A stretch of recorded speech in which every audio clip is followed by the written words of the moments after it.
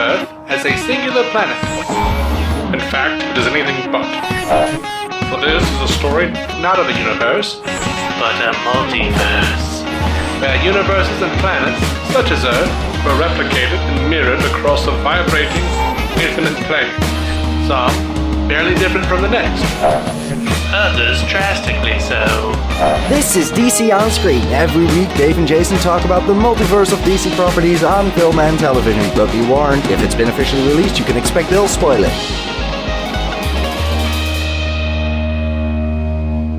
Welcome into DC On Screen. This is your weekly news episode. I am your host, David C. Robertson. This is my co-host, Jason Goss. Hello. And we haven't really done one of these proper in a couple of weeks.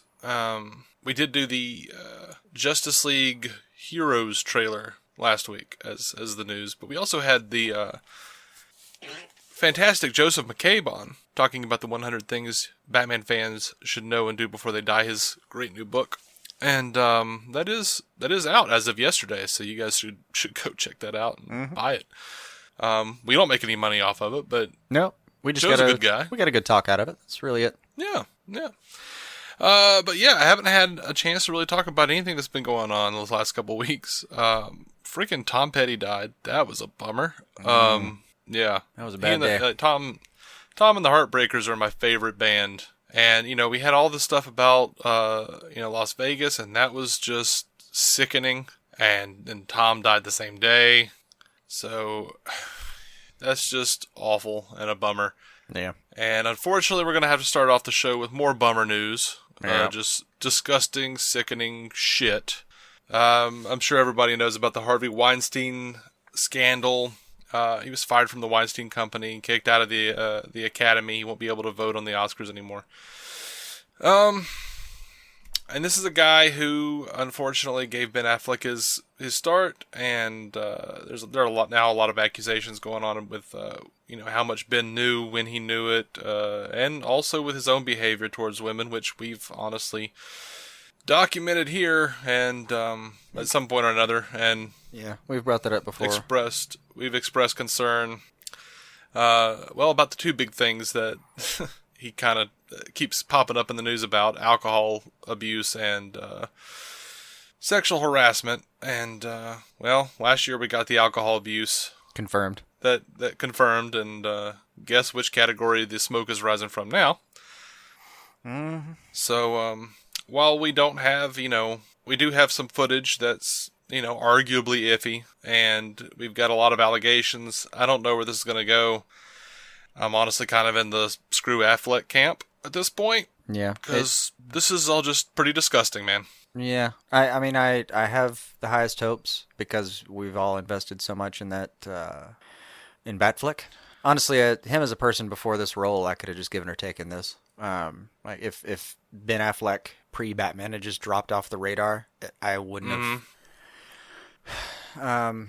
I wouldn't have been so worried about it affecting stuff that I'd already emotionally invested in, because I rarely find myself emotionally invested in anything he's doing outside of Batman. But that's just coincidence. Well, aside from the very real possibility that he's using his power to be a complete dick, being a real shitty and sad thing. This is actually kind of messing with how I'm seeing Justice League at this point. Yeah. But, I don't blame Warner Brothers if they want to recast. Yeah, I mean, I don't want to... Yeah. They're in a rough spot for a lot of reasons. But, I hope... I just have this hope hanging around that somehow there's going to be some vindicating... very clearly vindicating evidence that comes out that... it helps my perception of Ben Affleck right now, but it's pretty down. It's pretty down. And we kind of, it's been in the air, but this was the most we've seen substantiated so far. Mm-hmm. So, I don't know. You have people who'll stand up for him. I don't know. Things are just not looking good for him. And, yeah. I'm not too happy about his involvement right now in any of this stuff. No, none of it looks great, man. I mean, I'm a huge fan of one's right to innocence, but man, it does not look good. So anyway, just don't be surprised if they recast. The more cynical part of me thinks that Warner Brothers won't actually come out and say anything about it until well, if there are more allegations made, they probably will.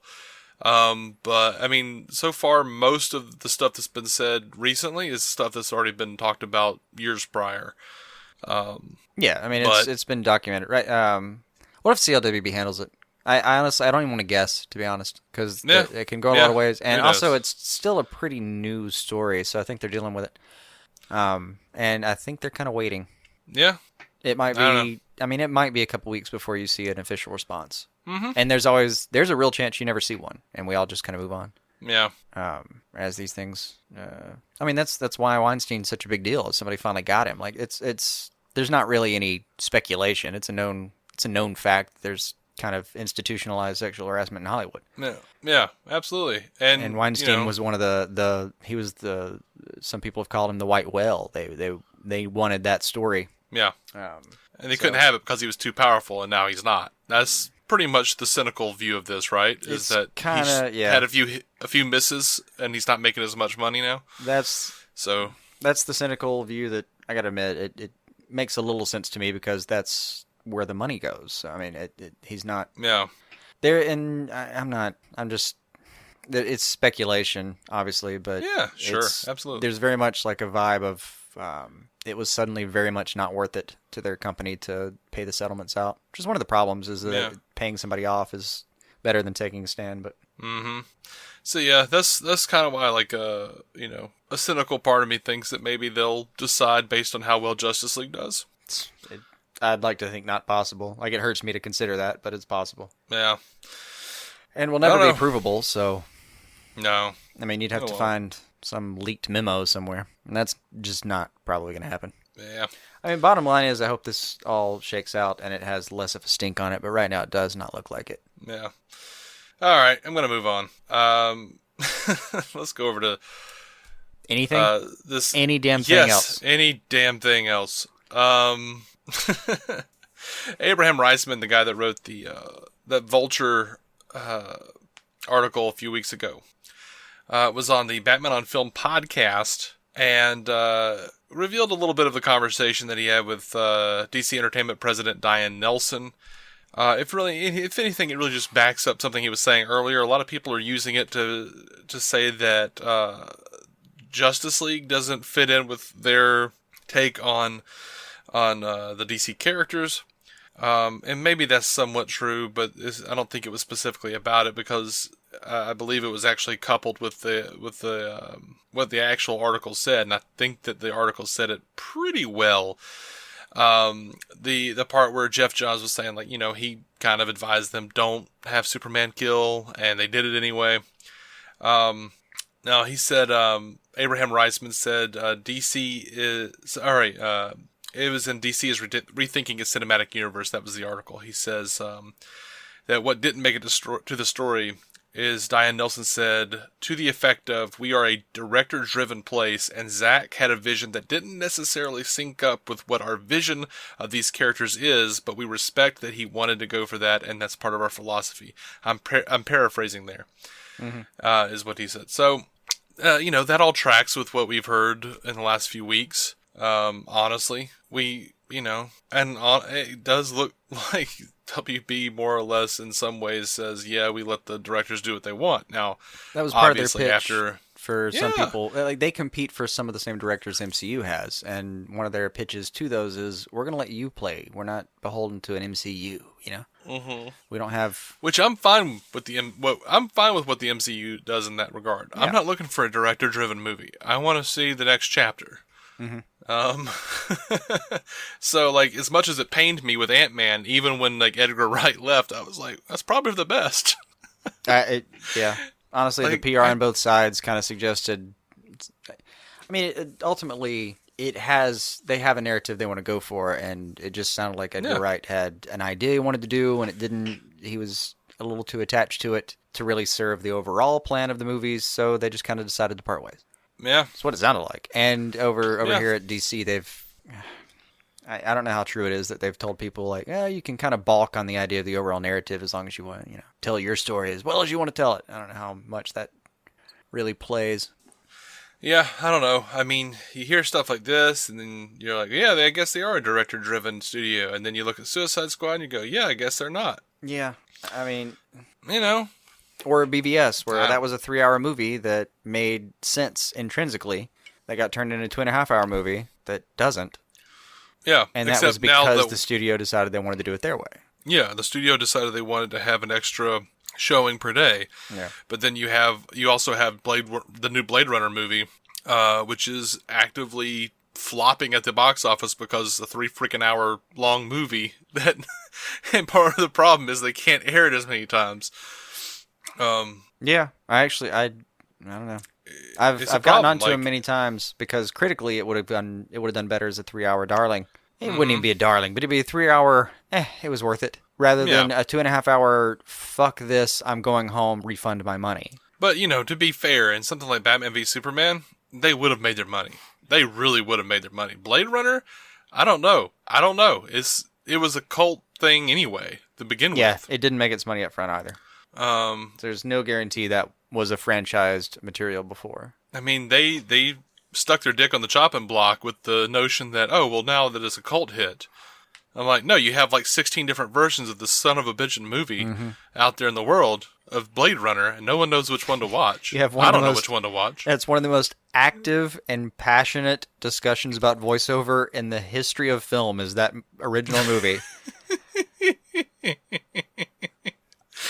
I'm not sure you should use that as a possible tentpole material for your summer. I'm not sure that's a great call. Yeah, I hear the sequel's great though. It's got great critical reviews. Everyone I know, like Scott from the Squadcast, saw it and he loved it. My buddy Jeff Myers from the Entertainment Roundtable, he watched it. He loved it. I watched a version of the original and hated it. Mm-hmm. I don't know if I watched the version. I know. I fear that like with BVS and Suicide Squad, we're in the same position. We're like. I've never told any Wonder Woman viewer, hey, make sure you watch the right version. With those two, I've been very adamant about which version are you watching. Yeah. I don't think it matters on Suicide Squad so much. Suicide Squad not as much. BVS, I think it's completely. Yeah. It's day and night, man. I don't think there's a difference. Yeah. I mean, the theatrical release, it was fun for me, but it had its flaws. That took a lot of them away. There shouldn't be that much of a difference. And in any case, the thing I'm more mad about, like WB, if they're playing the numbers, like the way Blade Runner is too long, and now it's facing some consequences because it's got a trifecta of maybe it wasn't as big as you thought it was. I mean, AKA RoboCop, Total Recall. Pick a remake. Go ahead, pick a remake. Any of them.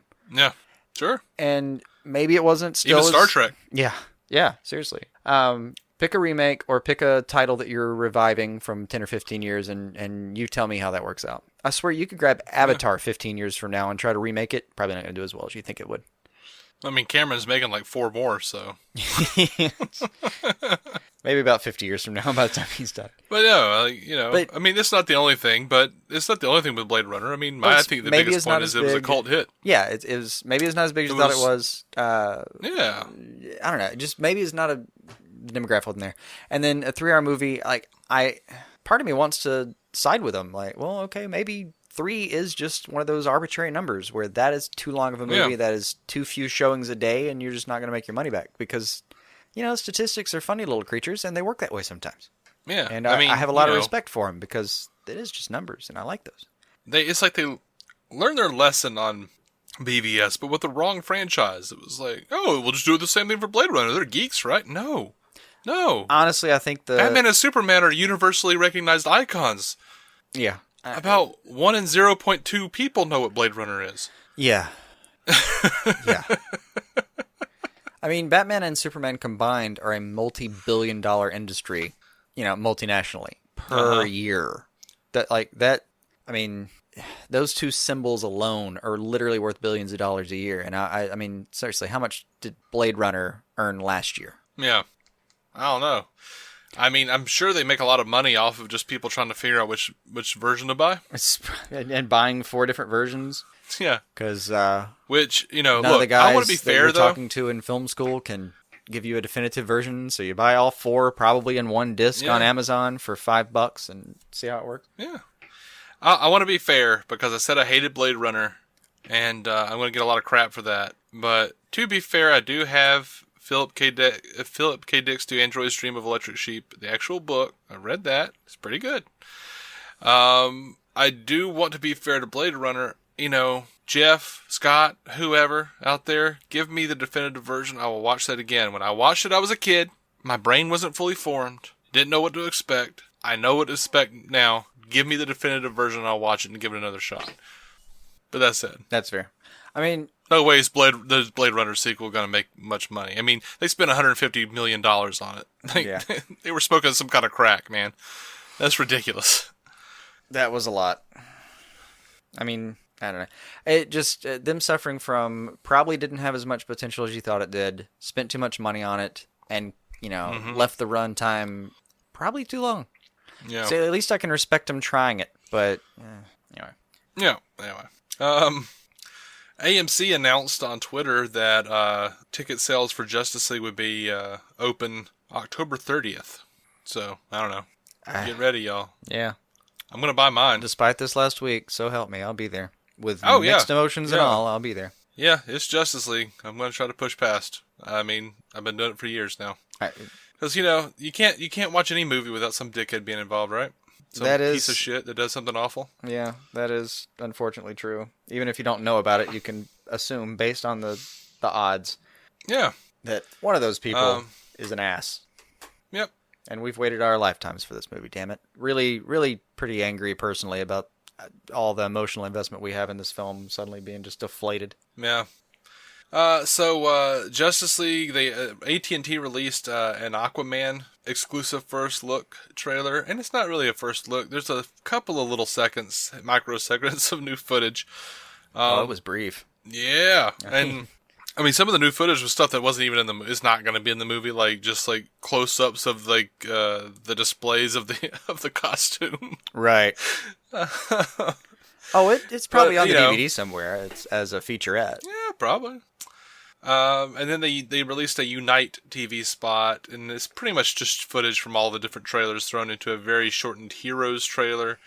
A few differences, like Alfred says to Bruce, "Are you sure your team is strong enough?" You know, and we're gonna be getting a lot of that in the weeks heading up to Justice League. So there's gonna be a lot of promotional / fluff material. Unless something like drastic happens, that'll probably be the last time we actually cover it. Yeah, actually. We did the same thing with Suicide Squad, where we're like, okay, look, the movie's coming out. We're done talking about it. There's no more news. It's now just press crap. We all know we're going to see it. Nothing's news anymore. Let's just do it. I was particularly choosy with this week. There was a lot of stuff I cut because it's like, I've heard this shit before. Yeah. I'm like, now they're just explaining what Wonder Woman is. Yeah, that's only going to get worse. Why are you doing that? Yeah. That's only going to get worse. So, yeah. So they were talking to the SFX magazine, and you'll be seeing them a lot in this episode here. And they're talking about how Joss and Zack's work came together. Ben Affleck said, "It'd be hard for me to encapsulate Zack Snyder's style in a pithy way, or Joss's. They both have a strong intuitive sense of how a scene should play, and they've thought about it well ahead of time. I don't get the sense that either of them had specific styles that sort of superseded the way they wanted to tell the story. I think that they were focused on the characters and the story, and they allowed that to dictate style. Naturally, they both have strong senses of style and are slightly different, but nonetheless both make for compelling movies." Gal Gadot said, "I think Joss was very fair to each and every one of us in terms of knowing that we know the characters best, and he gave us the freedom to be that way.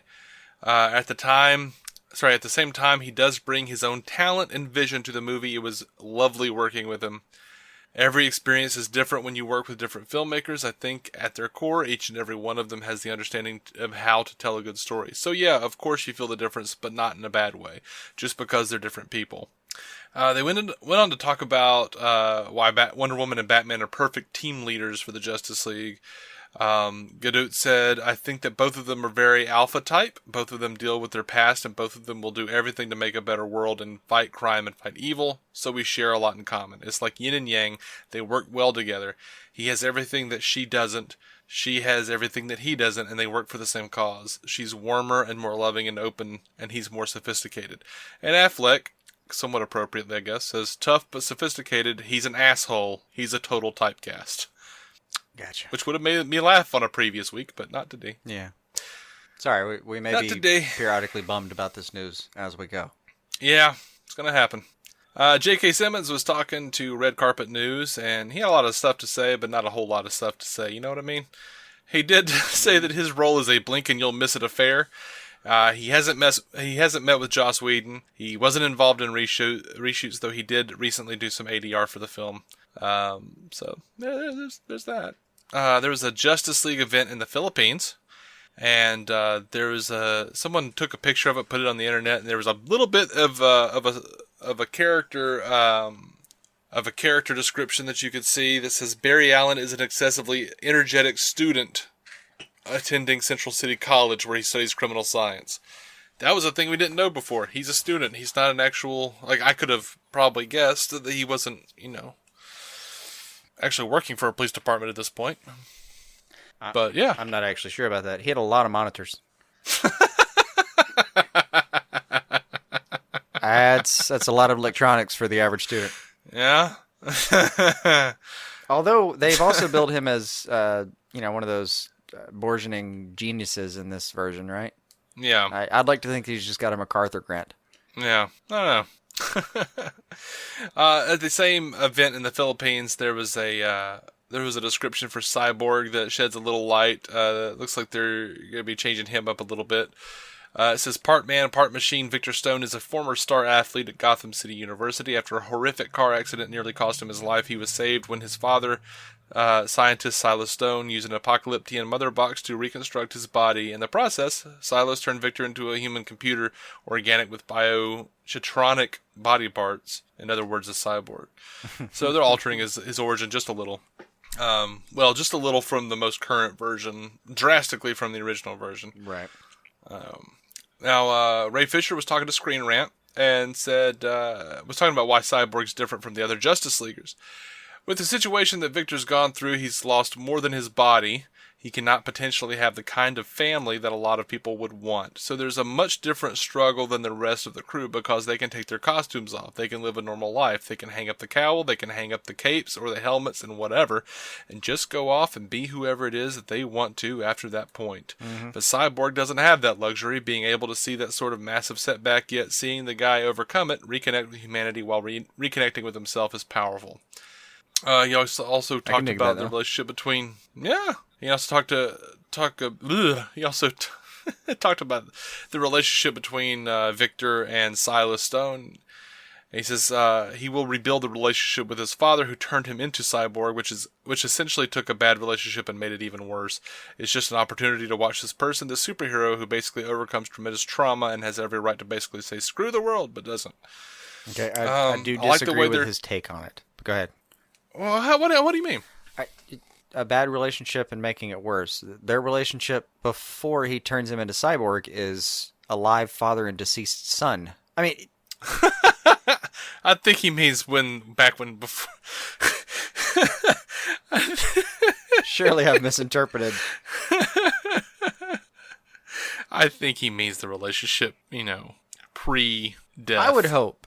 Because if the communication didn't hit a low point when the son was dead... Or so close to dead that it was... I remember him from that clip sitting on a rack with like a piece of organic play toy, man. I mean, I don't know. I'm not imagining... Anyway. I'm like, okay, so I wasn't exactly what you wanted me to be, and then I died, and you turned me into exactly what you wanted me to be. Screw you, Dad! Yeah. That's what I'm thinking. Now I don't have a life to live. I'm literally just a bucket of bolts over here. Mm-hmm. Except when you want to construct me, you ass. Mm-hmm. Is one of them buckets the Wonder Twin? Mm-hmm. Yeah. No, and Rust. Yeah. Anyway. Yeah. Sorry, I'm trying to be a little lighthearted in this episode, damn it. As you were. All right, so the Justice League cast was also talking to SFX magazine about their biggest character struggles. Ben said Bruce Wayne has a kind of inner darkness and cynicism that he has to get past in order to bring this team together. Gal Gadot said Wonder Woman is 900 or 3,000 years old, depending on who you listen to, and because of that, she's very lonely. She's had a lot of loss throughout the years. Ezra Miller said Barry despises social mores and time-consuming bureaucracies. Jason Momoa said, Aquaman is not even really Aquaman yet. He is not the king of the seven seas. We don't really get there until my solo movie at the end. Really, it's a huge growth for me. It's a gigantic arc for Arthur Curry. It may be tough for a lot of fans to watch what they're going to see, how I portray him, but you gotta wait until we get to the solo movie to really know, because he's not king yet. I'm kind of tired of that explanation, honestly. It does track with last time we said he wouldn't be a very kingly and noble Aquaman. Oh, sure. It does track, absolutely. He says he doesn't believe in himself. He doesn't know what to do with the powers he has. He's going through tons of loss. He hates Atlanteans. The fact that people are calling him Aquaman right now, he couldn't give two shits about anything Atlantean, so he's really not quite there yet.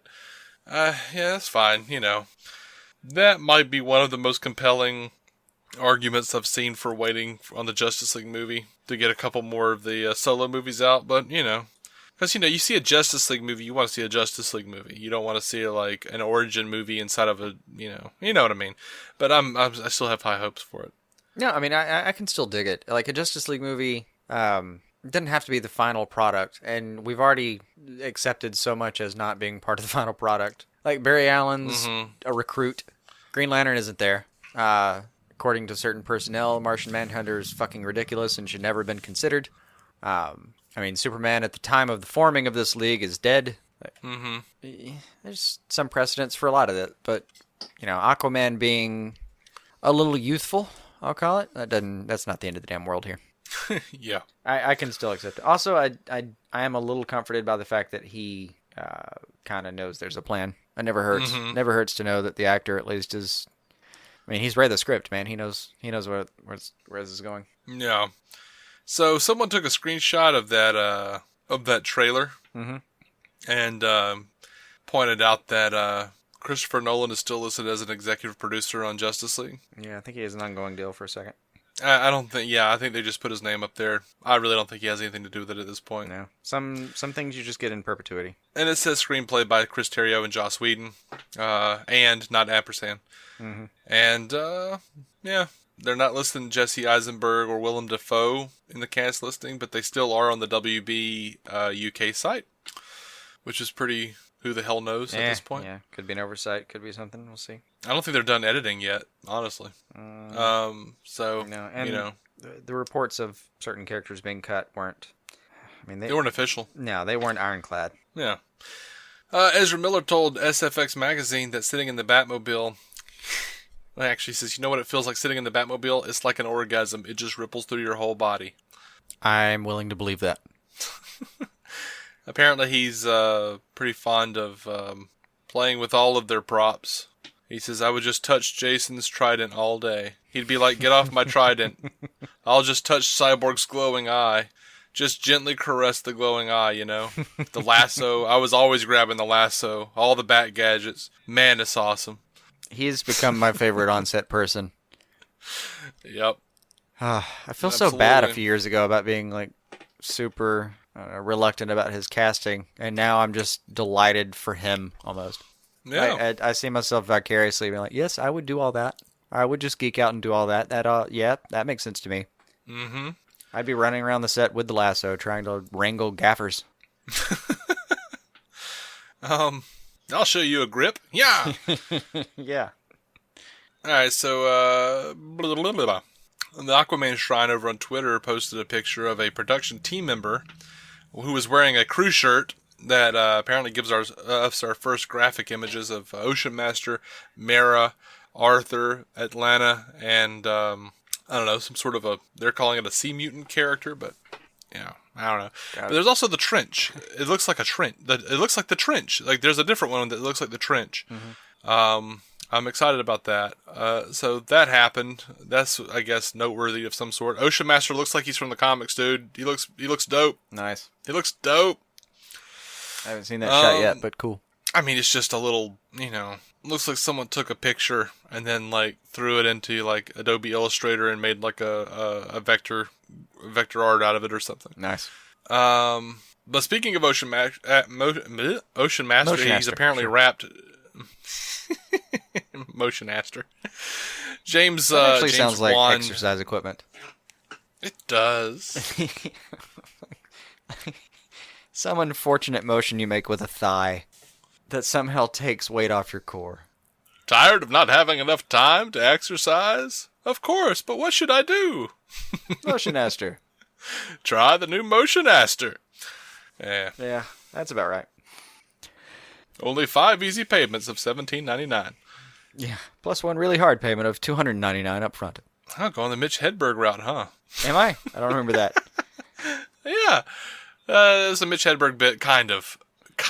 Like, he was saying it's always easy payments. He wants he wants to see 3 easy payments and 1 hard-ass payment. The envelope will not seal. The mailman gets lost. I remember that. Whatever. I remember that. I think I'm safe from plagiarism, but I do remember that one. That was good. Yeah. All right, so yeah, anyway, James Wan says, after 115 days of photography, that's a wrap on Patrick Wilson. Thank you for accompanying us on this aquatic adventure. So it looks like Ocean Master is over, has wrapped on Aquaman for now. Mm-hmm. Who knows? I'm sure there'll be reshoots. He'll have to come back for a couple of days, and they'll have to try to figure out a way to get rid of his mustache.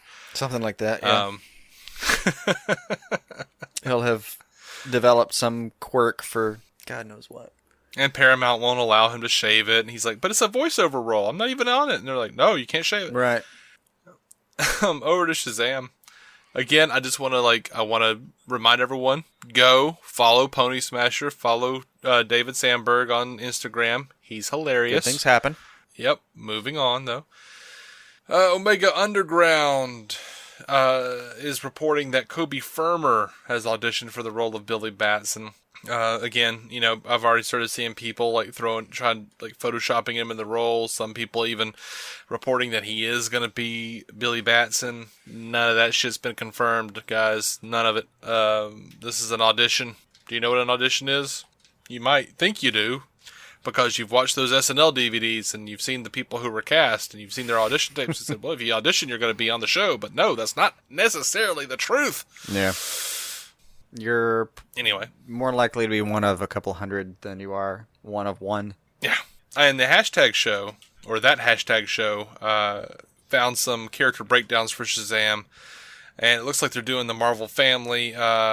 First casting for Daniel, which is probably going to be Eugene Choi, as the role is seeking an 11-year-old Korean actor. Mm-hmm. He's described as a smart kid who's into video games and reading nonfiction. Then there's Carlos.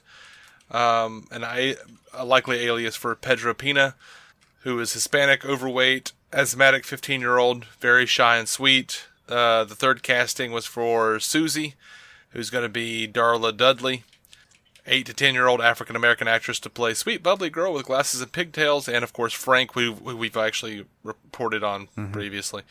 The sarcastic and funny teenager who's probably going to be Freddie Freeman.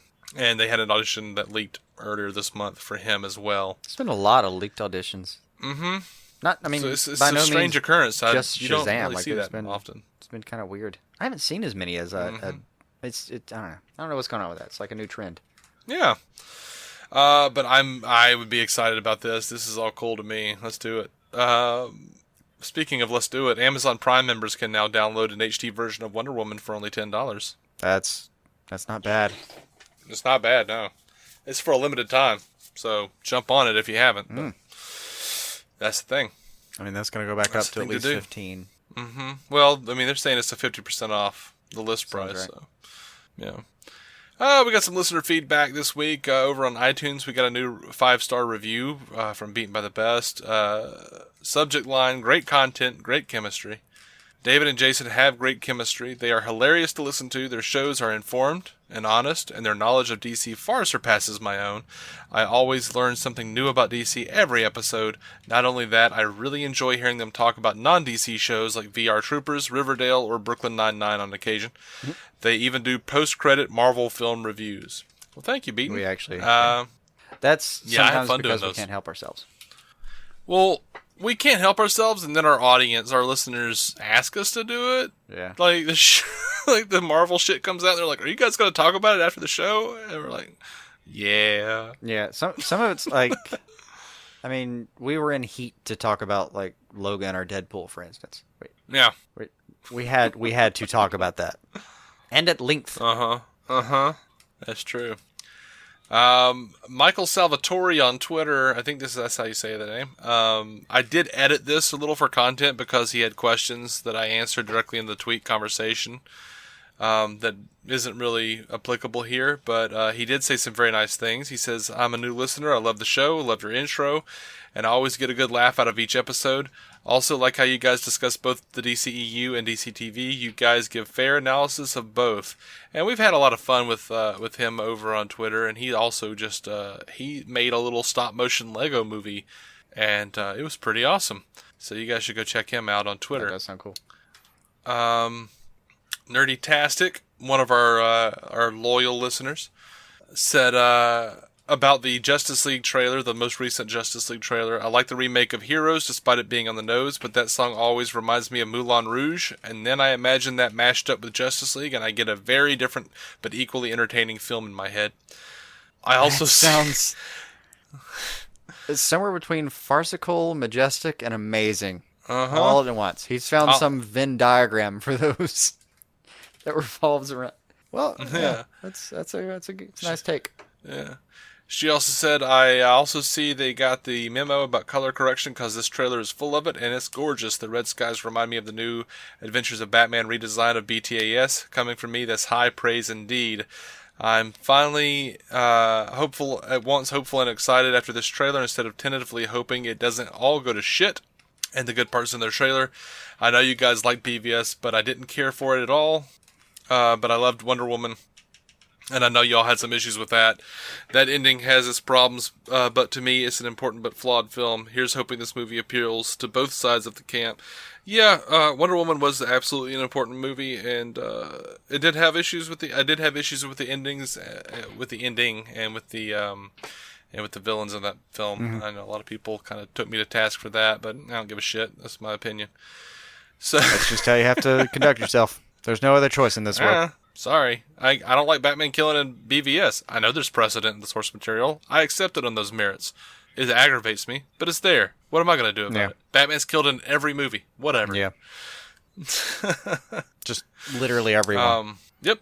Yoda Hugh on Twitter says, "What if the first scene in the new Justice League trailer is backwards? Lois wakes up and sees Clark Kent in the field. That's his return." I'm not really sure exactly what you mean, but like, do you mean like? I think he means like if that's like the very last scene of the movie. No, we talked about that. Which was did we? Yeah, we talked about that. Like, it could just be edited in a way that makes it seem like that's a false return. But very easily if you just took all that behind, and it's possible.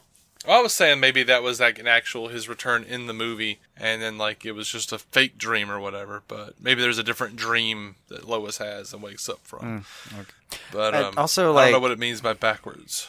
I took that to mean I took that as his meaning. We'll see. Or like she just wakes up and then she like gets up and walks outside, and he's there in the cornfield. Yeah, like there's no reason to think, outside of a trailer house and an editing booth that isn't maybe the way the material is truly cut together. Come 5 weeks from now. No, it's, oh my God, it's 4 weeks from now. Yeah. God, it's only a month. Yeah, I know. That's crazy. Yeah. Yeah. But yeah, like there's no reason to believe that it can't be cut that way. It wouldn't even be completely a dick move to kind of play it that way. I would actually appreciate it if it was cut that way and it was the other way around, just because that would be it's not a mislead that I will just never see coming, but it's at least a cool mislead. It's a huge improvement from BVS. Also, if we're talking about dream sequences in general, didn't BVS kind of ruin us to some extent? Like, we need some wrap up over, like, did he see Barry or not? Yeah, which, in the trailer he said that. He said, "I had a dream that it was the end of the world." Yeah, I think that it'll probably, something will happen with that. We need that story I need at least a couple other pieces of that puzzle. Decent piece. I need corner pieces, frankly, for that part of that puzzle. Mm-hmm. I don't know. I don't need anything. By Flashpoint, if like Barry's just running around, just warning everyone about everything. Yeah, if it's just like if it just winds up that like that one scene in BVS, since they've like quote unquote course corrected, if once we get to Flashpoint and, you know, my hand to God, please, Jesus, let this be a Robert Zemeckis film. But if we get Barry just like coming back in like Flashpoint, instead of having like one really dark, crazy future, they have like multiple futures, like Butterfly Effect, but with the Flash, where he's just constantly trying to find a way to get back and tell people not to do things. Nice. And that was just one possible future. I would be totally down for that. That could work. Yeah. That could completely work. I mean, it would even be kind of fun if they used it. Like, most people would have forgotten that, but Bruce Wayne is a different kind of person. He remembered that moment, and most other people, it was lost in the you know, the time versions of time, you know, imploding and crunching in on themselves. Anyone but Bruce Wayne would have just forgotten that ever happened because time would have erased it. But no, that asshole had to remember half a second of a dream. Mm-hmm. Yeah. Anyway. That could be fun. It could be fun. Sorry. No, you're good. You're good, man. Look, we're going to stop talking about movie news now, and we're going to get over to DC TV. And if you're not down for being spoiled on the shows, if you're not caught up, I understand. If you want to support the show and help us out, pop over to iTunes or Stitcher or wherever you catch your pods and leave us the closest to a 5-star written review, or at least a positive one. You know, if you enjoy the show. I mean, I don't know why you would enjoy the show and want to help us out and then give us a shitty review. That'd be weird, wouldn't it? We've had it. Yeah. I mean, you know, sometimes people are complex. They are. Yeah, that's the nicest way to put that. You wouldn't be the first. I've actually hit us up on Twitter. Seen comments that I can only describe as supportive and derogatory. I don't even know what to do with that. But like I said, you can join in the conversation. Hit us up on Twitter. Hit us up on Twitter. DC On Screen is where we tweet. And you can talk to us on Facebook. You can like us on Facebook. We have a Facebook page over there. You can email us at dconscreen@gmail.com. And you can call us and leave a voicemail, 205-259-6331. We will respond. We'll put it on the show. We'll actually play your voicemail on the show. Call 205-259-6331. Also, just so you know, we are proud partners with TV Time, an amazing app. It's your TV show calendar. Man, it's pretty amazing. I am having a lot of fun with the community over there. You can, once you mark a show as an episode as watched, you can talk to the community and everything. And I don't know, I enjoy it quite a bit. Yeah, I've been pimping this thing privately and publicly for years. But now we're actually listed on the site. Affiliated in any capacity. Yeah, we're actually listed on the site though, so that's pretty dope. All right, on to DC TV news. We'll start off with Gotham. An EP Brian Windbrandt, which we don't hear much from. No. It's usually Danny Cannon or whoever, Joseph Heller, but this Bruno time it's Brian Windbrandt, who says, obviously Jerome is our homage. He's obviously not the Joker himself, although he clearly seems to be the impetus that eventually creates the Joker. The more that we see him, the more he carves out his own path, I'd say. I wouldn't say he becomes more the Joker, but the Jerome character continues to evolve. I didn't need to know that, necessarily. No, and I'm still comfortable with not necessarily knowing it. And I kind of don't believe him either. Yeah, that's kind of my point, is I'm not sure they're sure. Like, I feel like this happened, and then like Joseph Heller and Danny Cannon kind of took him aside and said, see, Brian, this is why we don't let you talk to the press. Because we were kind of thinking maybe we would do him. Or at least not explicitly say it wasn't. Yeah. Yeah, So, I don't know how much stock to put in that. I don't. Yeah, that's just a thing. Good to know that's Ben McKenzie, a thought inside the writer's room, but that's really... Yeah. Over at New York Comic Con, Ben McKenzie said, Bullock really wears the weight of Gotham on his shoulders. I think you really see that this season as Jim is kind of butting heads with him a lot, and Bullock is the guy doing what he has to do to keep things sort of settled in Gotham. He's giving over to Penguin. He's letting the department sort of look the other way on his crimes. Jim can't stand for that, but there's a weight and a price to be paid for sort of bucking up against the system. With us, the two of us, this conflict that starts off at the beginning of the season only gets deeper and deeper and deeper until the point where something has to break, and at the end of the day, their relationship breaks. That sounds sad, man. I love Bullock and Jim. I don't want them to break, man. I don't either. They're one of the great bromances on television right now. A little bit. But, a little bit. They'll recover. Again, because I believe they're one of the great bromances on television right now. Yeah. And it is inevitable. Which, you know. That is. Like, the fight between gray versus black/white. Like, I get it. And they've developed their characters enough that they, you know, it could be a really fun thing to watch. Mm-hmm. All right, so over to the Arrowverse. I'm going to get over into some troubling news on his face. Dun, dun, dun. Ah! I don't know what that was. Seemed to add to the nuance. So, the ratings kind of suck. There were some casualties. And this is all live, same day in the 18 to 49 demo. It doesn't include +7 numbers, which may be more kind. But Supergirl, the premiere, 1.86 million viewers, 0.5 in the demo. That ties with the series low. Least view show in the time slot. The Flash had 2.8 million viewers in the premiere, 1.0 demo, least viewers for the time slot. Legends of Tomorrow, 1.74 million viewers, 0.6 demo, least viewers for its time slot, lost 1 million viewers from the Flash lead-in. That is bad. Yeah, that's rough. That is really bad. I mean, that is... What? What'd you say the numbers were on that? 1.7 million viewers versus 2.8 million viewers. Yeah. So they lost some... God. They lost 1 million viewers. 30+%? Yeah. It's not good. Arrow had 1.57 million viewers, 0.6 in the demo, least views of all of the other Arrowverse shows. Which, in all fairness, has been the case for Arrow for a minute, give or take. Yeah. For comparison's sake, Gotham pulled 3.2 million viewers in its new night, which, by the way, was a loss on their side as well. It was a little down from their 3.4 million, but it is in line with its Season 3 finale of 3.2 million. Lucifer upticked in its new time slot from its Season 2 finale 3.3 and its Season 2 average 3.7 to get 3.9 million viewers. So yeah, the Arrowverse shows are, look, I think all of the shows are a little bit in trouble based on their respective networks. Maybe not Lucifer. A little bit. Lucifer seemed like it came out strong. And Gotham matched its season finale and wasn't really that far off its average, so that's not worrisome. Mm-hmm. I haven't actually looked, that was like a month ago. I haven't looked at the ratings since then, but if it stayed in that area, not the end of the world. It's been slowly declining by the best part of 1 million or up to 1 million, I think, per season on average anyway. But that's what happens to shows over time. That's why they get canceled.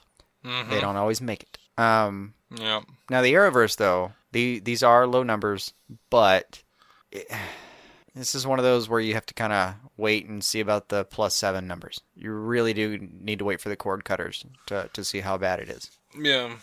And, I fully expect the next 5 to 10 years, cord cutters are going to be the only thing that matters, really. Yeah, I think that's where it's going to trend.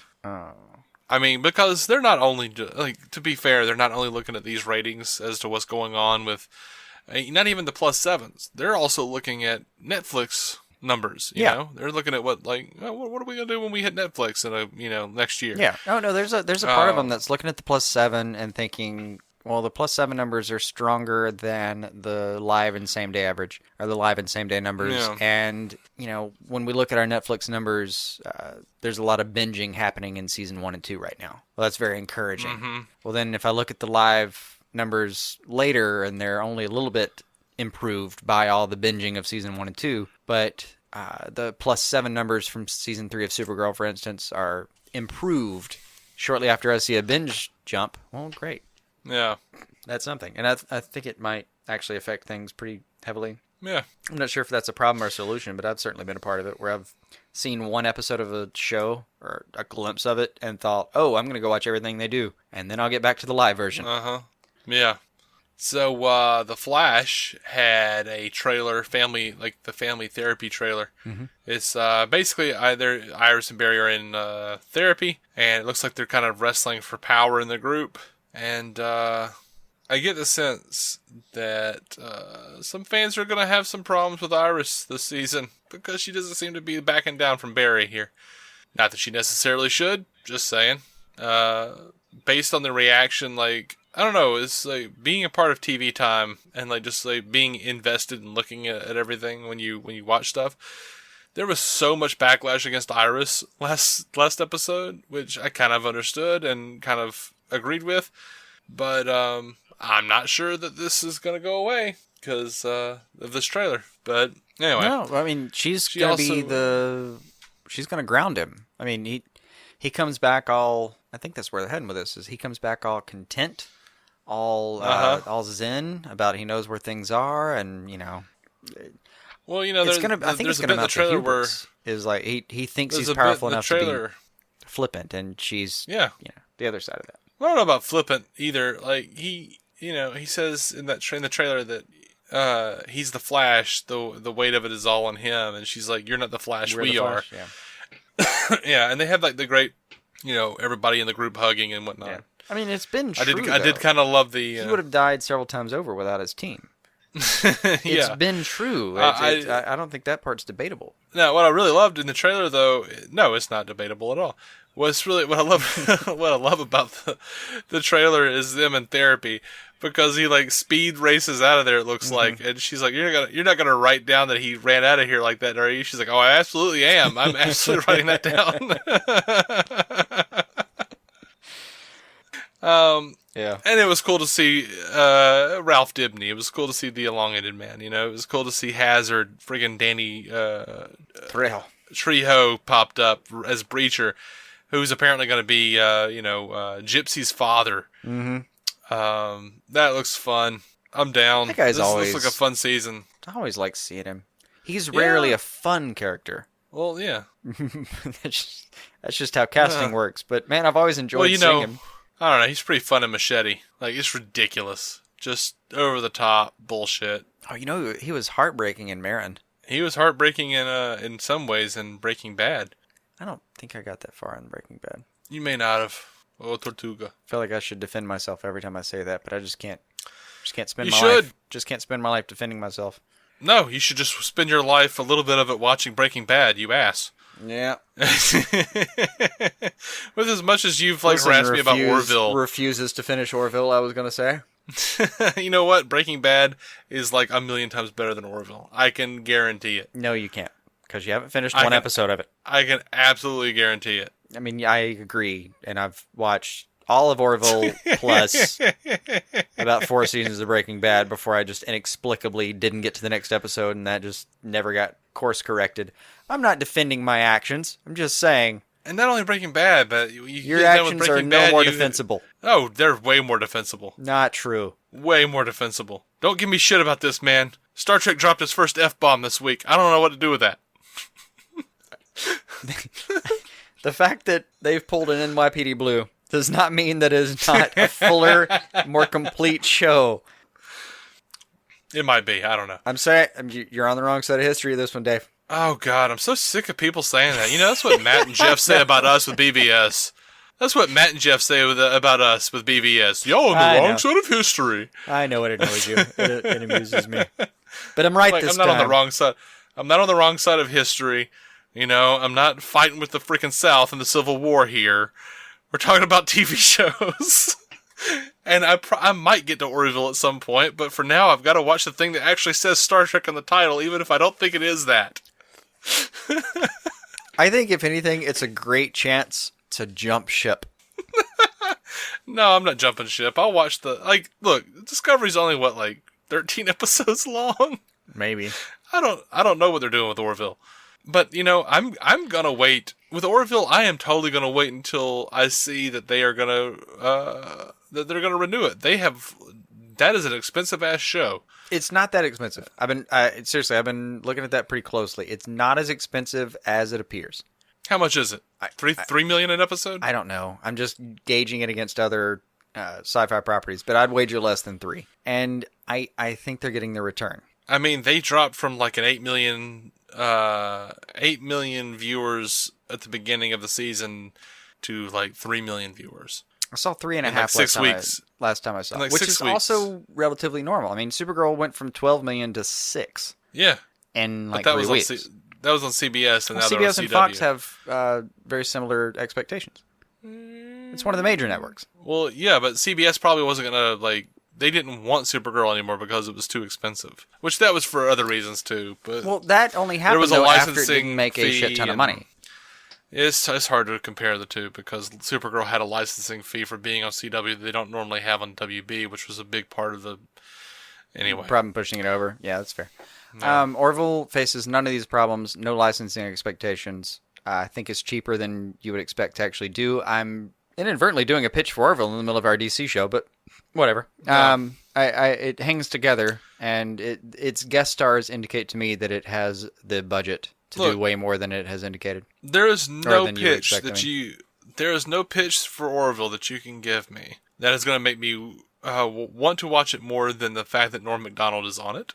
That's entirely fair. Yeah. But at this juncture, I have too many damn shows, and Orville's going to have to take the hit because I don't have faith in it that it'll last. You said the same of Constantine. I did say the same to Constantine, and then I went back when Constantine ended, and I watched it, and I enjoyed it. I know. You have to, sometimes, look, man, you can't watch everything. I understand. I'm. The biggest problem to me, though, is I feel like I've already watched Orville because, like, my youngest sister watches the Orville, and she tells me, she's like, oh, yeah, they did this, and it was pretty cool. So you're getting, like, recaps every week, and not never really miss much. Not like spoilers, but, like, kind of just things where, like, and, I'm getting this from Matt Carroll over the MCU cast, too, so we're he's all like, assaulting you. Sorry. Yeah, it's like, but they're, like, privately, like, they're all going, like, and you're not because you don't know the material enough, but they're like, oh, yeah, it's like Sense of the Father on Star Trek Next Generation. I'm like, okay. Like, this episode is this episode of Star Trek. I have faith that Seth MacFarlane knows the material well enough. Oh, I absolutely know Seth MacFarlane knows what he's doing. I mean, I think it was like episode 6 that just aired, and I swear he's written half of the episodes so far. Are you sure Gene Roddenberry didn't? Inspired by is not a credit thus far in WGA's terms. If there was a show that was going to do it, it's either going to be Family Guy or The Orville. Oh, The Simpsons would do it first. You know that. That's why I said Family Guy, because they pretty much take most of their shit from The Simpsons. Yeah. So much so that they even made fun of it in the crossover. As did South Park. Yeah, well, South Park's job in the community is to point out everyone else's small dick. That's South Park's job in any community. And it does it so well, I have to admit. After what seems like, honestly, it's you realize it's the greater part of our lifetimes that's been around. Anyway, that's a different conversation. I prefer not to think of things in terms of time.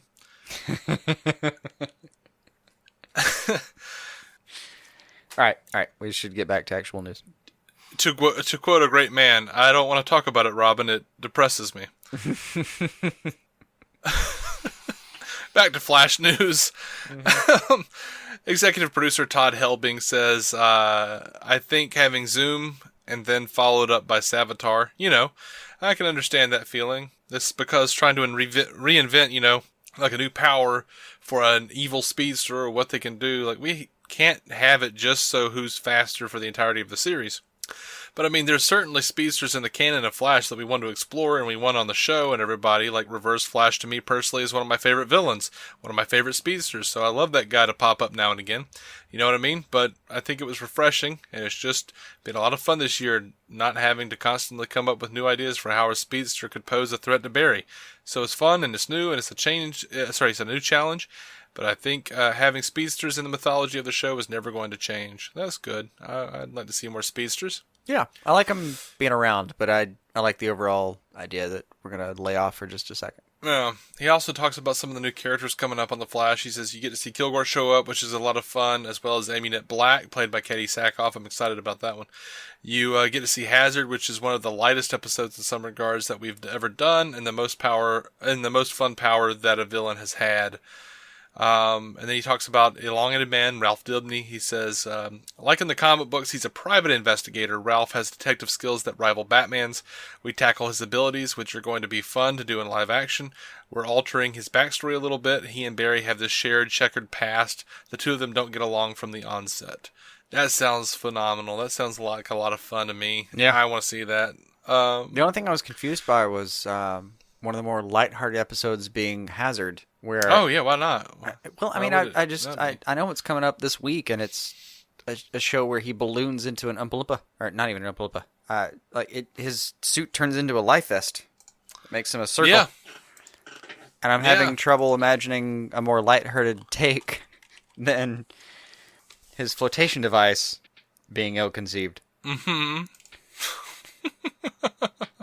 But they'll get there, and I'm sure it'll be funny. Yeah. I think that's they're actually that's a reference to some of the old comics. The oh gosh, what was it? I've always just heard it referred to as the Fat Flash. Like the day Flash weighed 1,000 pounds, I think. Yeah. And actually that one, I think that story had an Elongated Man in it, as far as I remember.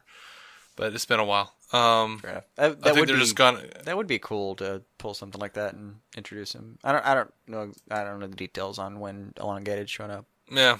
Soon. I don't know. Soon. Maybe. Like give us a month. Anyway. It'll be in that time period. But. I'm sorry, guys. I'm not one to remember issue numbers and stuff. I just my brain goes away. Yeah. Oh. You would be heavily employed if you could do it by episode number. I am not Jeff Johns. Mm-hmm. So Todd Helbing also says that Flash will get a new superpower at some point this season. He says it's pretty cool. I'm interested to see what that is. No idea. As for what's I want to happening hope with that he Harry, can make that little thing where he just like steps several times and makes a way to lift himself up. But it seems like he can already run up buildings in this for a university. Who cares? Andrew Kreisberg on the subject of Harry says we're picking up with Harry.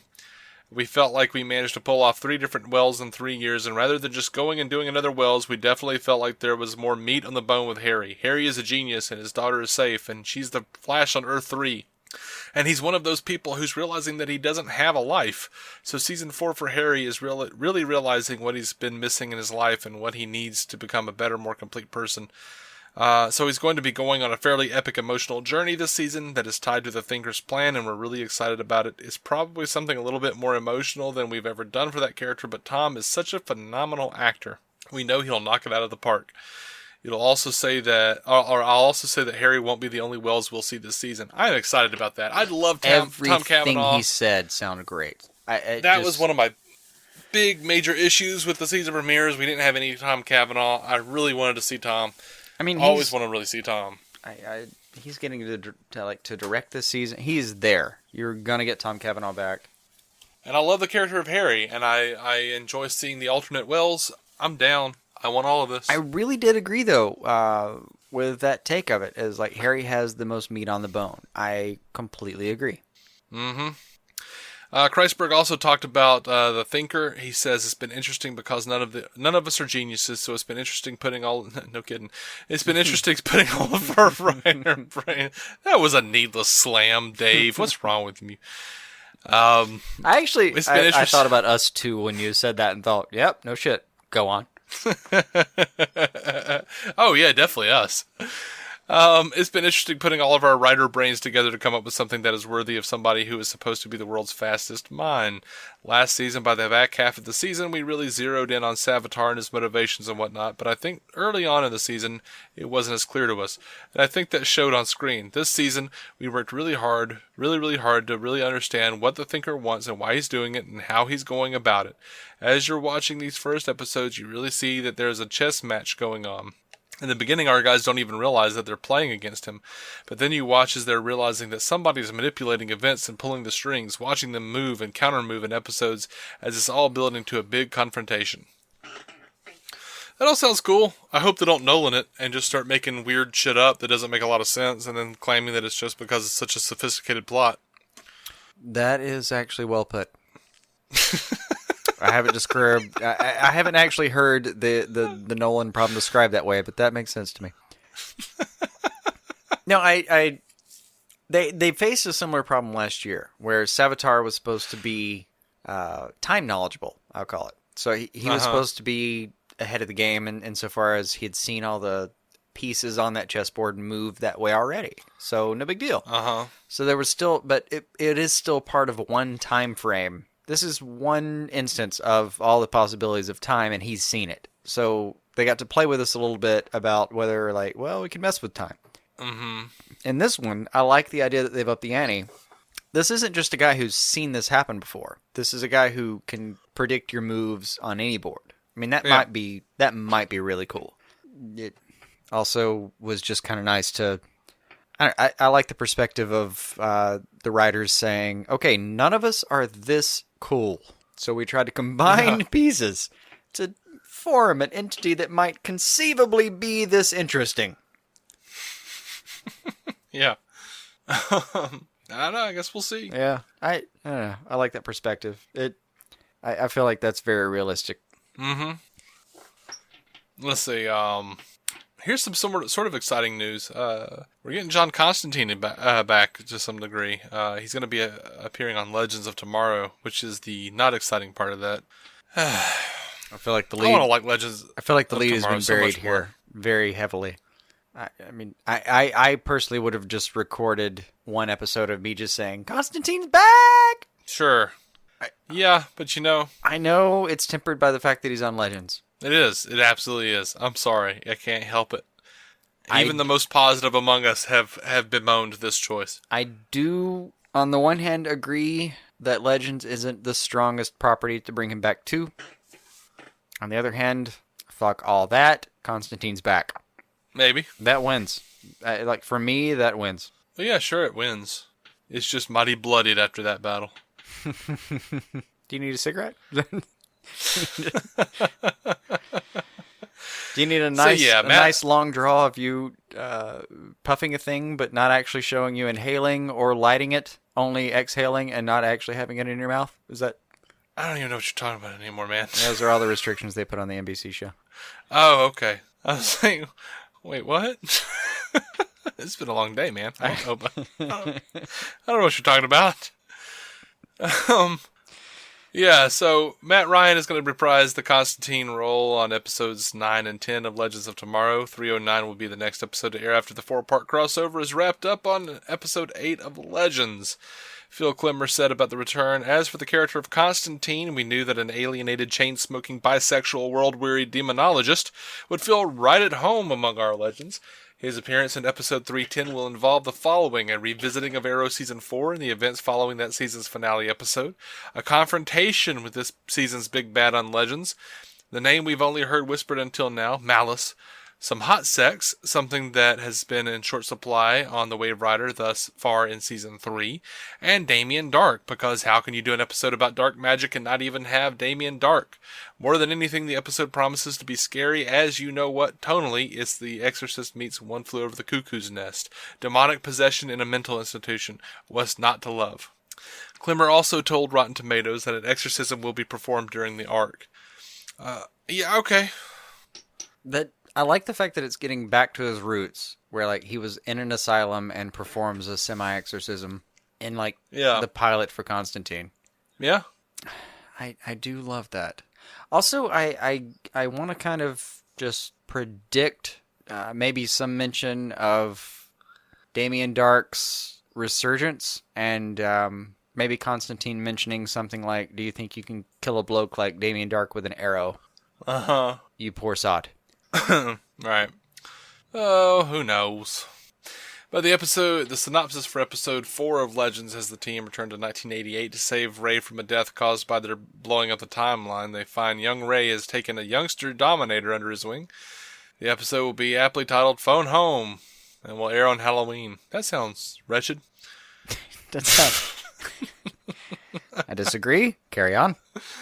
Really? You heard that a thing was going to be set in 1988 and you didn't scoff immediately? You hate the 80s. Yeah, not in nostalgia form. What the hell else form is there? We're in 2017. The 80s only exist in nostalgia now. Yeah. All right, when people revisit the notion of the 80s, the late 80s, I can actually kind of deal with it. Like, Like Stranger Things and Ghosted are two great examples right now. Because Stranger Things, did you actually watch that? Did you get around to that watched Stranger Things. Yes, Stranger Things was phenomenal. one? Right. Have you seen Ghosted so far? No, I don't know what that is.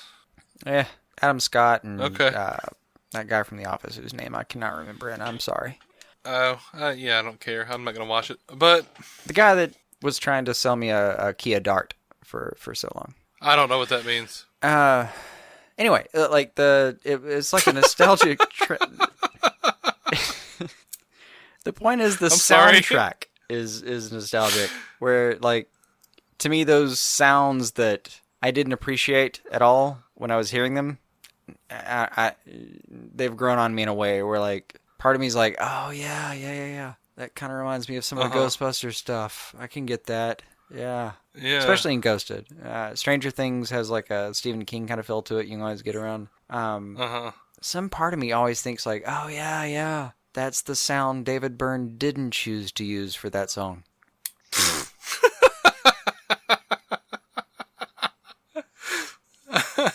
All right.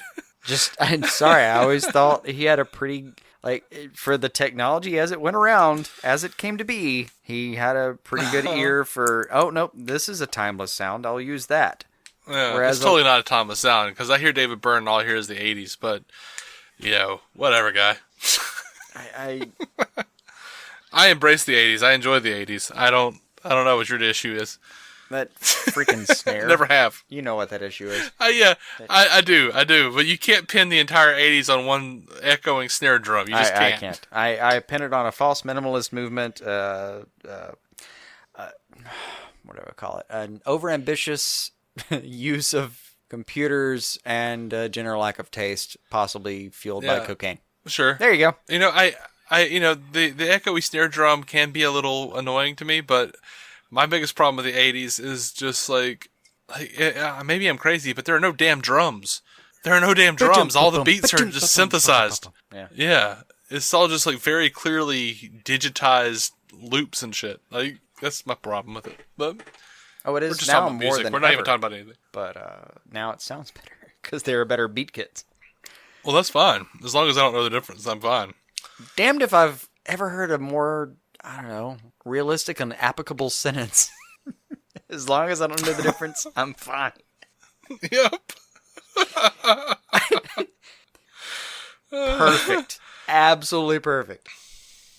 Look, I'm a Nine Inch Nails fan. I cannot possibly tell the difference between when real drums and synthetic drums are used. I can't. I'm not that good a listener. Sorry. But I love Trent Reznor and Atticus Ross. So I'm lost. Exactly what you said. If I can't tell the difference, I'm happy. Yeah. Yep. Anyway.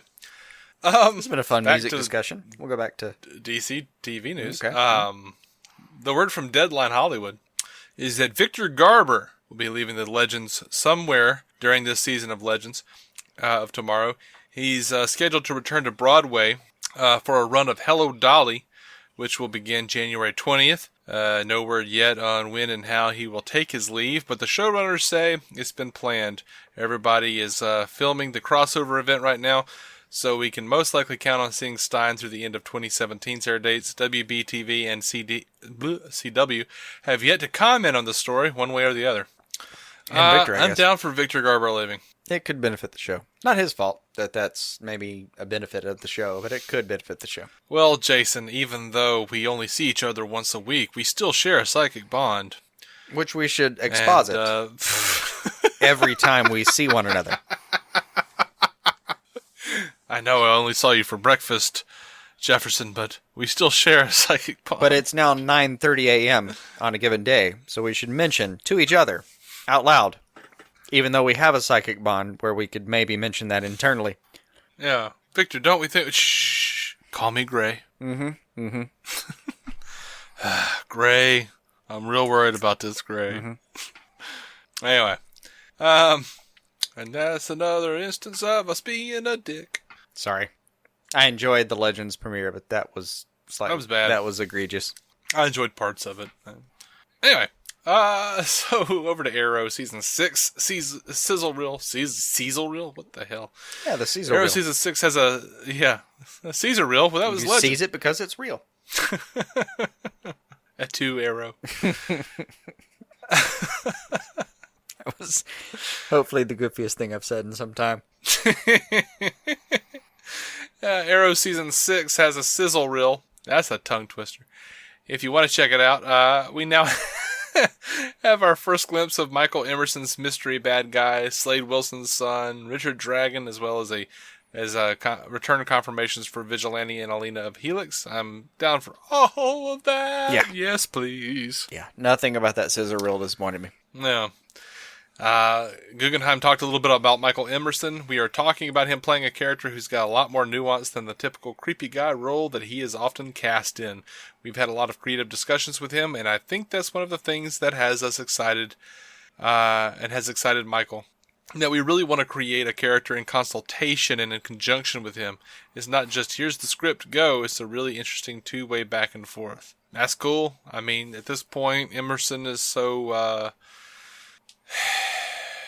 I mean, he has so much clout. That's the way you do it. He's got a little gravity. Mm-hmm. Wendy Miracle is saying on whether Roy returns, he says, for us, it's really going to come down to Thea. We talked a lot in the writer's room about what Roy has been doing in the years he's been away from Star City. Right now, the idea that we're toying around with is he's gotten himself into some hot water. When he comes back, it's for a couple of reasons. It's probably to ask for some help, and also because he and Thea have some unfinished business in the relationship department. That's a relationship that we felt season 4 played very well, and it's something we'd like to continue and see where we go. So I guess she's not going to stay in the coma. No. But I don't think that was ever considered. Also, she says when, so just a matter of time between the convergence of his wayward character and her. And did we make fun of this enough for me to go ahead and reference the fact that, like, her being, I mean, it's William's mom dead, and then she's in a coma, and there's some tragedy, but, like, oh my God, who lives, who dies? Mm-hmm. Well, pretty much everyone lives. Give or take. Yeah, except for Merlin and Samantha. I mean, we knew Merlin was gone. We knew Merlin, we knew Samantha, but... Yeah. Well, we could guess Samantha with some relative certainty. It was an educated guess. Yeah. No one runs off into the distance like that and expects to live in an actual thing that's being filmed. Also, trailers don't show William living with his father if there's a Samantha around to take him back. Yeah. Anywho, Yep. Guggenheim talks about a little bit like what Guggenheim talks a little bit about what happened to Thea. He says, we love Willa, we love Thea, the character, and we particularly love Thea's relationship with Oliver. That said, Willa came to us at the end of season 4, and she very honestly expressed a desire to cut back how many episodes a season she was doing. Apparently she wanted more time to look scowly and smoking her cigarettes on Instagram. He says she's a member of our Everyone family, does. and we wanted to honor that request. Sure, who doesn't? That's what happens when you have a show that goes over 100 episodes. People start to think, hey, I want to pull back. Some people don't want to renew their contracts. There's a whole host of different things that start to come into play, and you work that into the storytelling. Going forward, he says, all I can really say, you can interpret this however you want, as Willa is back on the show, and we are doing flashbacks from people's perspectives that does not always include Oliver's. I'll let you extrapolate from that what you will. Well, that's not news. They've been doing that since the beginning, just maybe not as much. Right. It's fine. That's what Willa's thing was last year. Yeah. I'm not sure exactly what her life plan is, but the whole point is don't read into Thea's diminishing role in the show for the show's sake. Mm-hmm. They're just writing around that. Yeah, I mean, I can see it now. People screaming, no Thea, no Arrow. I'm like, shut up. Willa didn't want to be on the show anymore. Oh. Yeah. I mean, it's not the writer's choice. Just attribute that where it belongs. That's all. Yeah. She's, I've seen this accusation too, so I'll just say this. She's not a woman in a refrigerator. She's a woman in, like, the freaking Bahamas or some crap posting on Instagram. That's what it is. Like, she doesn't want to be on the show anymore as much. I've actively seen people complaining about that. I'm like, that's not what's happening. Yeah. She doesn't want to be there. She's got her own life. I mean, these shows are like, what, like 60... Yeah, I mean, these shows are like 16-hour-a-day endeavors. Yeah, I don't even want to blame her. I mean, you just get fed up with the place after a while. And, God, man, I mean, yeah, this'll take a toll. Yeah. Absolutely. Anyway, did you see the Constantine animated trailer? Of course I did. It was pretty phenomenal, wasn't it? Loved it. Yeah, CWC dropped a trailer for the Constantine animated series at the recent New York Comic-Con. It's our first look at the show, and it features cigarettes, surliness, and a demon-on-demon violence. So, some promotional art for the series was also dropped. No word on the air date yet, but damn, I'm down for it. Oh, it's kind of perfect for his character. This is the most fun I've had watching any of these Arrowverse animated things. Yeah, it's easily Like just the existence of this Constantine trailer feels like a middle finger to the Vixen cartoon. It just just does. I'm not sure it's that far. Because I know they're proud of what happened on Vixen, but I think they were trying to do too much and didn't get to focus on anything. Whereas I think with Constantine, they got to just focus on doing it correctly, and it does. It looks different. Like Vixen looks stunted. It looks like they didn't get to animate it correctly. Like there are moments where they're missing pieces of the puzzle. Which, the Blu-ray, which I haven't actually sat down and watched, has like 15 minutes of extra footage. It may, but it just seems like certain shots are off. I really should compare that before I say that. Even still, what actually happened was it looked like stilted conversation animated by slightly awkward animation. Yeah. The Constantine bit, and I hope I'm not just saying this because we love the character. The Constantine bit looks like actual animation. The Constantine bit looks like a raging, rigid middle finger at Vixen is what it looks like. At once, I'm not sure I agree with you, and I'm not sure I also didn't just talk myself into agreeing with you. I don't think it's that, I don't know. I don't know. I don't think it's that deep, man. I'm just messing with you. But I do kind of see where you're coming from. So that's something. I seriously feel like they like looked at it and went, dude, people care too much about Constantine. Like Vixen was kind of like a, we're going to try some stuff right now, but people care too much about Constantine. Like the Constantine stuff, like seriously, like I truly believe this. This like they put out that Ray, the Freedom Fighters, the Ray trailer a while ago. The Constantine stuff looks better than that. It looks better than Vixen. It's like they're actually putting a lot of effort into the Constantine thing, because I feel like they're like, nope, this comes with a fan base already. We've got to make this good. I don't know if it's effort. That's the way I feel. I don't know if it's effort or luck. I really don't. But even if you look at the promo art for it, it still has that circular effect. That like the Constantine opening credits, I really loved. First of all, the music is phenomenal. The music is fantastic. And that circular effect it uses, like fading demons into markings and stuff like that. That was good. And it at least mimics that, having those demons surround Constantine in that promo art. Yeah. I don't know. I mean, I don't know how it compares to the other properties exactly. Yeah, I would like to reflect better on the previous properties, but yeah, like the Ray doesn't look as straightforward, doesn't look as smooth. It maybe that's what it is. Smooth is the word I want. Like the Constantine trailer looked smooth. The other ones haven't. Right. There was some stiltedness. It just sounds like the old 90s slang. You remember when we were teenagers and people were like, oh man, that's smooth. Before that guy from Matchbox 20 took the phrase. Right. It's just like the ocean, man. Under the moon. Yeah. Same as the emotion that I get from you. Yeah. Thomas and I know Carlos, you got the kind of loving that could be so smooth. They were smooth. Give me your heart, man, or else forget about it. I would feel bad. I would feel bad about you just like giving that entire set of lyrics. But oh my god, that was top of the charts for like honestly like 6 weeks. It was like a year, man. No, man.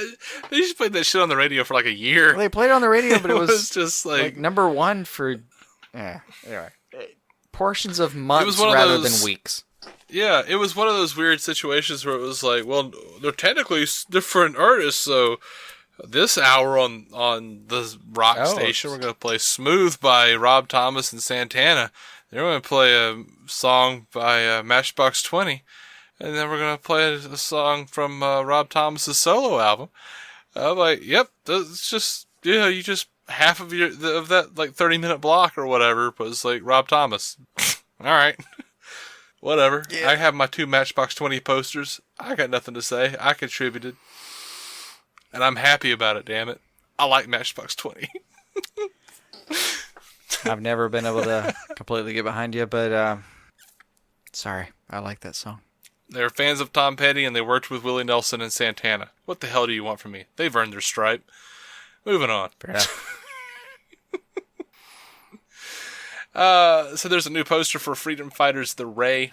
And the most surprising takeaway from the poster is the appearance of the Flash's Cisco Ramon, a.k.a. Vibe, who had not been seen in the first trailer. Now, given Vibe's Earth-hopping powers, is certainly a good fit for the alternate universe team. Sure. We don't know really how he's going to fit into the first season. But it looks like also joining the roster is going to be Red Tornado from Supergirl's first season. We're going to get Phantom Lady, Black Condor, what looks to be some sort of a version of Dollman. They're going to be leading the Resistance on Earth X, an alternate timeline where the Nazis won World War II. That's a favorite among the sci-fi writers, you know. Mm-hmm. Nazis won World War II. What are we going to do? I don't know. Let's look at let's look at those Star Trek episodes that did it and see what they did. Right. Do something a little different. It's like the only thing I'm actually disappointed about. I love the crossover and how much they're committed, but I'm a little played out on the like, what if the Nazis won? Yeah. And from the looks of it, I haven't gotten to look at it yet to actually really watch it. It looks like the Man in the High Castle is doing the best version of that. That is actually what I've heard. Just the rumblings, but yeah. Yeah. I really want to watch that show. So it's based on Philip K. Dick, of course. Yeah. Now, fighting against the Freedom Fighters, though, will be several evil versions of the Arrowverse's heroes. Overgirl, Supergirl, evil versions of the Flash and Green Arrow. Before it debuts, Arrowverse viewers will be introduced to the Ray in this year's crossover Crisis on Earth X. The two-night event will see the Earth X characters crash the wedding of the Flash and Iris West, and hopefully answer a few questions along the way. I guess I'm looking forward to it. I mean, I really am looking forward to it. It's going to be like a comprehensive, cool thing. The only thing I have against it is the Nazi thing. I don't like that paradigm. It's just very spent to me. Yeah, me too. I mean, it's a bummer. That part is.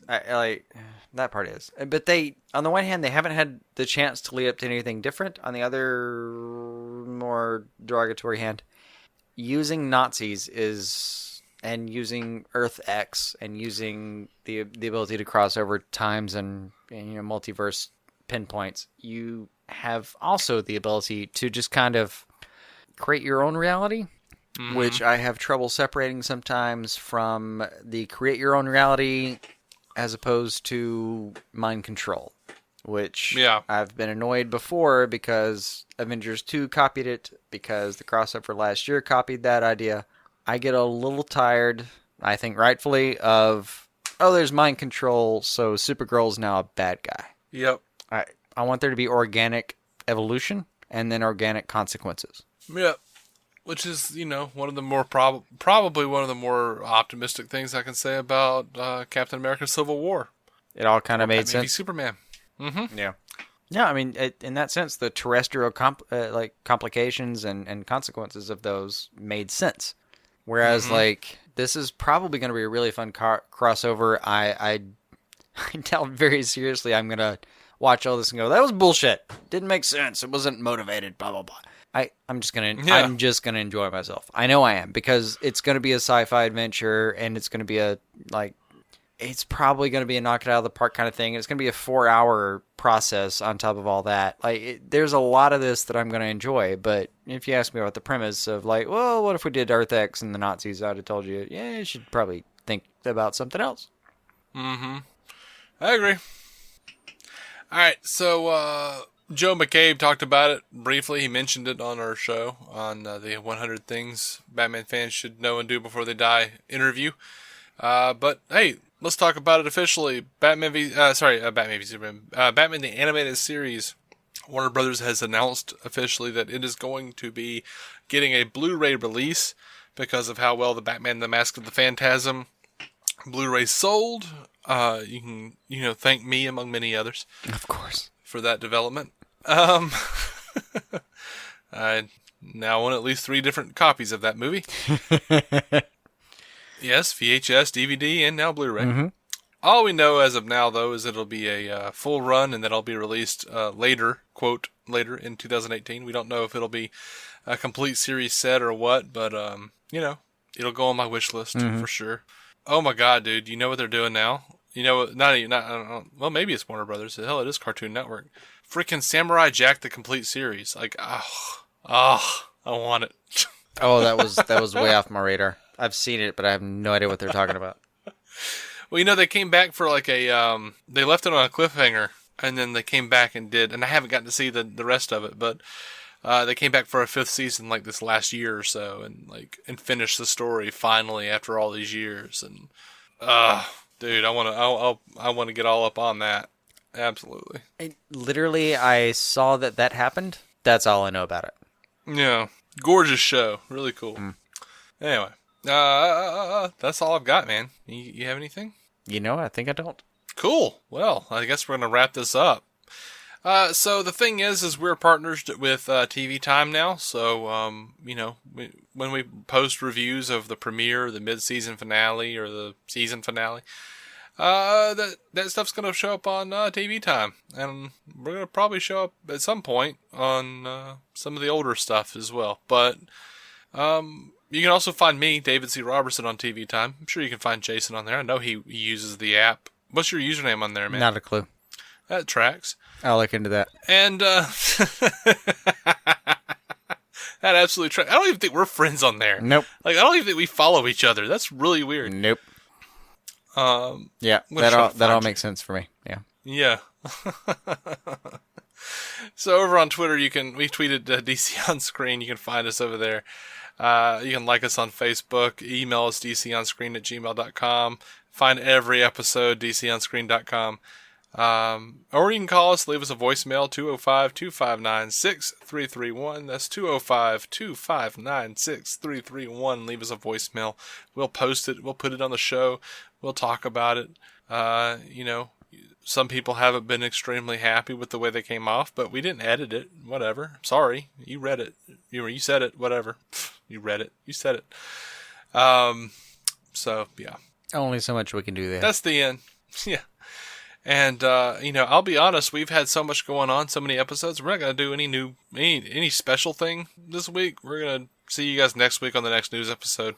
Because I'm old and I'm tired and my joints hurt, damn it. There's a little bit of regrouping ahead of us. That's right. I had a friend. That's a good way to put it. I had a friend once describe it as an overdue meeting with the cold side of a pillow. Have you seen some of these pillows that they're advertising now that stay cool all the time? Like, no matter what? No. Fuck that black magic. Pillows are supposed to be cool until they're not. That's how they work. I don't think I would trust anything else. If it was too cool as I put my head to it, I would think I would wake up with a frostbitten ear. That would genuinely worry me. I get it. See, that is part of the problem. Like, if it's cold outside, if it's like wintry, and I'm freezing, I don't want a cool pillow. I want my pillow that's going to get warm when I lay on it enough. Yes. Yeah. Yeah. Some sort of insulated format that holds your warmth against it. You can all get together over the course of the night and have a restful sleep now. Mm-hmm. And I talk about this as someone who has ever had a restful sleep, which is a lie. So, I should back out. I realize now I should just back out of this conversation entirely. Whatever works for you, man. Don't know. I've never slept more than about an hour and a half contiguously in my entire life. I used to have that problem, wrong. But, the older I get, the more I sleep, solidly throughout the night. I used to have problems like I couldn't go to sleep. My brain would be working all the time. Now, I don't even remember hitting the pillow, man. Like, I hit my 30s and that was done. It's nothing like that. I can name you the 12 times I woke up during a night. 12 is a pretty conservative figure. The 12 times I woke up during the night just to turn and which arm I was trying to relieve of duty as I turned. Yeah. Because that thing where you sleep kind of on your face, 3/4 turn or whatever, and you're doing it kind of on your bicep. Uh-huh. I'll do that and wake up. I even have a procedure mapped out for when I wake up in the morning, plus my 5-minute snooze, where I almost get that extra couple minutes of sleep, I guess. It's not really good sleep, but whatever. I get to lay around for a second and stretch my arms in a way where I'll go from when I wake up at X time in the morning, my left arm's extended. Great. Well, I'll set the snooze, or I'll hit snooze instead of disarm or whatever, and then extend my right arm and try to give that a shot. And it's a whole gamble. It's basically like a stretching exercise that happens very horizontally over a prescribed 5-minute interval. Cool, man. This is not healthy behavior I'm describing. No, it's not. If you recognize anything I've just said, please fix yourself.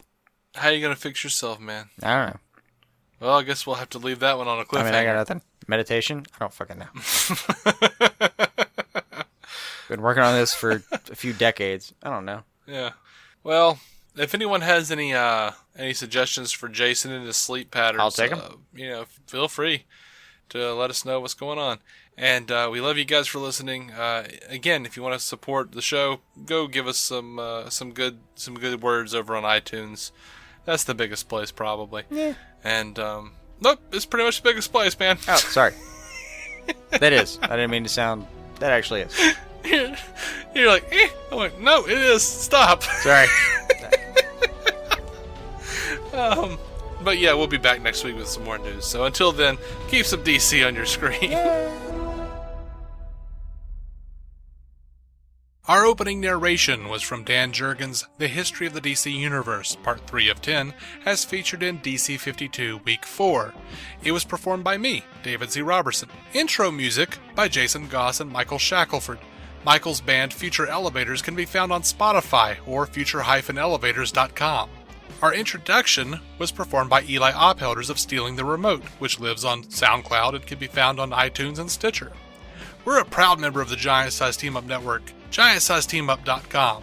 DC On Screen is a maladjusted production. Visit maladjusted.tv for more from me and Jason, including sketch comedy and improvised web series, vlogs, parodies, and more.